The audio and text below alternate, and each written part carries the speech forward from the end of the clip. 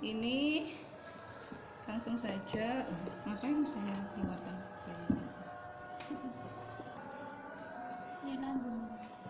yang disiapkan partes set. Terus di sini kan ada klem kan setelah bayi lahir. Jadi saya cerita setelah bayi lahir ya.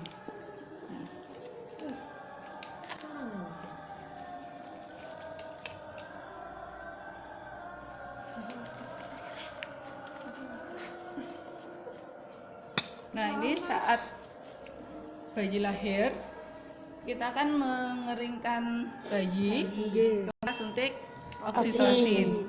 Setelah suntik oksitosin kita baru jepit-jepit potong. Ya, jadi kita mulai retensio plasenta itu dari manajemen aktif kala 3. Manajemen aktif kala 3 apa aja? Semburan darah. Itulah tanda-tanda lepasnya. Atau enggak?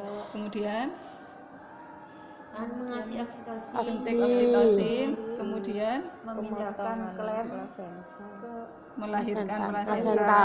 Terus harusnya itu cuma 3 itu, 1 injeksi oksitosin, PTT, masase. PTT. Ya, masa enggak eling manajemen aktif kala 3 ini materi utama.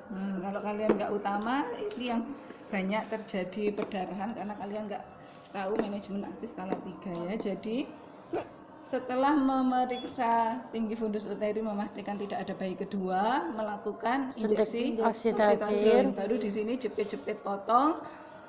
Wes ini selesai, bayinya selesai. Di sini klem ya. Nah, setelah itu kita akan berusaha untuk melakukan PTT. PTT dengan melakukan dorsokranial dan tarikan sejajar lantai.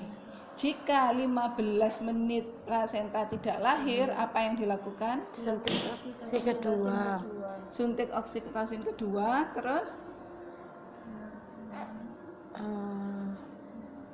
infusi memastikan kandung kemih kosong. Berarti kita lakukan kateter jika kandung kemihnya Penuh.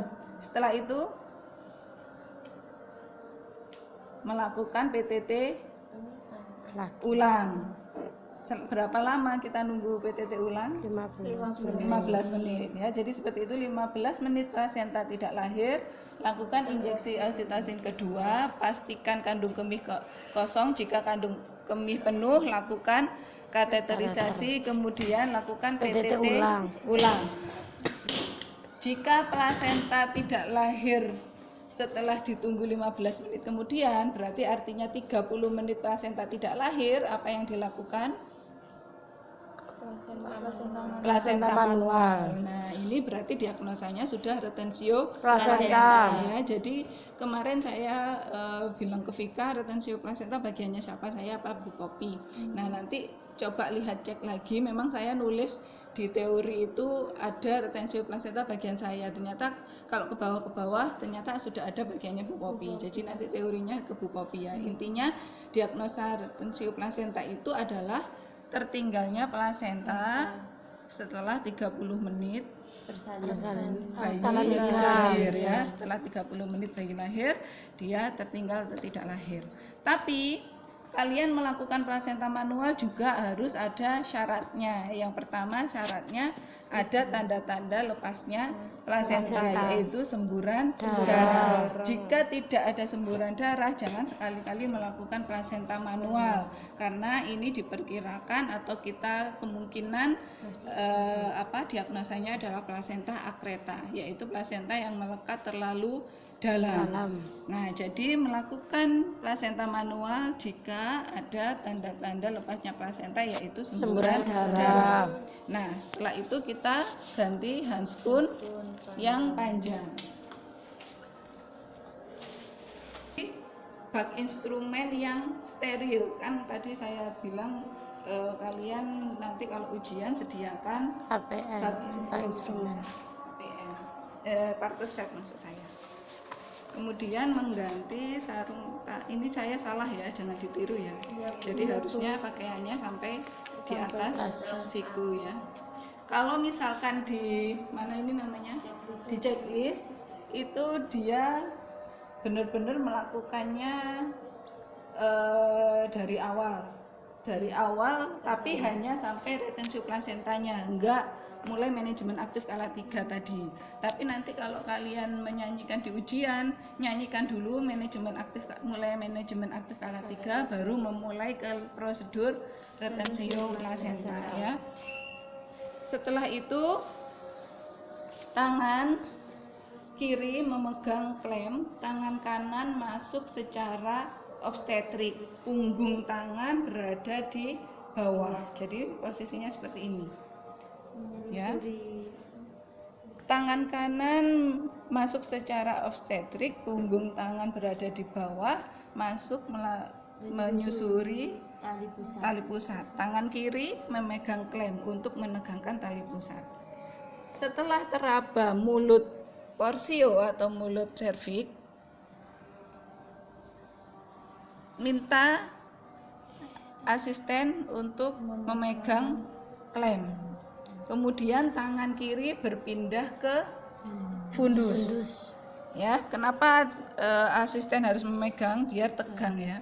Nah, ini di fundus masuk secara obstetrik sampai ke pangkal plasenta.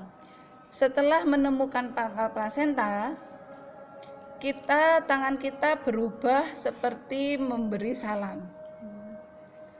Kita cari tepi plasenta, kemudian mencari bagian yang terlepas. Lebih mudah kalian cari bagian yang terlepas. Misalkan bagian yang terlepas di sini ya. Nah, setelah kita menemukan tepi plasenta yang terlepas, gunakan ujung jari untuk melepaskan plasenta.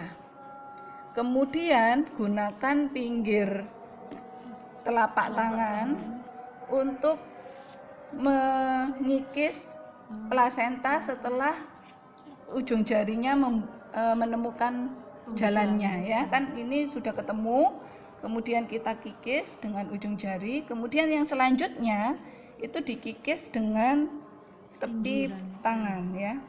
Seperti ini ya. Kalau misalkan ini kita kan nggak mungkin seperti ini ya posisinya, kembali ke atas jadi seperti ini. Nah, kan bentuknya bulat gini kan ya, jadi kita kikis seperti ini ya. Awalnya masuk kikis. Nah, sekarang yang atas dikikis ya. Setelah ini terlepas semua, nah setelah ini terlepas, jangan dikeluarkan langsung, tangan kita masih di dalam. Setelah plasenta terlepas, tangan kita yang masih di dalam melakukan eksplorasi sisa-sisa plasenta. Jadi semua dieksplorasi.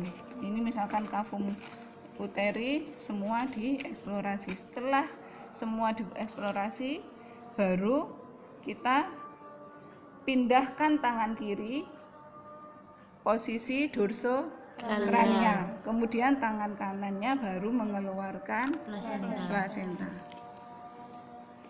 Nah, seperti ini ya.